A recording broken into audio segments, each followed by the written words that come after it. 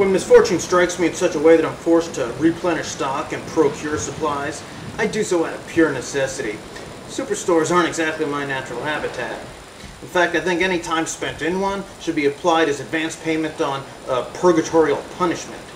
My mission is simply to attain my goods and depart the premises post-haste. Instead, I find myself embroiled in a social experiment gone horribly wrong. As far as I'm concerned, Wal-Mart is little more than a giant Petri dish of humanoid dysfunction. Therefore, I circumvent the crowds in a stealth-like fashion. Nary a blur is seen as I bob and weave through the mass of gluttonous consumers as they graze like demented cattle.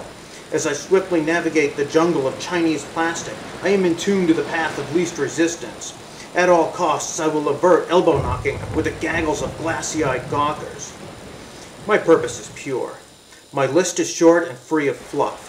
My visit is one of unadulterated functionality. Yet most of those around me seem lost. They spin around in place, eye-raping the shelves and drifting from aisle to aisle with strings of drool connecting their lower lip to their chest. The lack of certitude in their motion hints at a recent sale on Benadryl and wine coolers. The slightest breeze seems to move them along like farts in the wind just carelessly aflutter. Gizmos and gadgets are randomly plucked from the shelves, groped and prodded.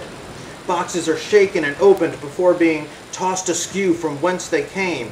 Cancer-grade hygiene products are sniffed, sampled, and slathered upon the necks of the vendees. With such a fondle-fest going on, it's like a DNA swap meet at the local fairgrounds. For every item cuddled and caressed, customers expose themselves to a grab bag of pathogens, surface yeast, and crotch crickets. Biological warfare could be waged with a microbial funk residing on a Wal-Mart shelf. Look with your eyes, people. Not every item needs to be fingered, vegetated, fucked with. As I reach the final stretch, I find more ragamuffins loitering about in their baggy-ass sweatpants. I can never tell if they dropped a deuce or if they're trying to steal DVDs. If only shopping carts were rigged with cow catchers, I could plow through the peeps like bowling pins, sending them pell-mell to the wayside. I just have no patience for the shuffling, dim-witted patrons of a dung gallery. I just want to pay for my AA batteries and make my escape to the great outdoors, where I don't have to share my oxygen with anybody within sneezing distance. But hey, thanks for shopping with us, folks. Come again.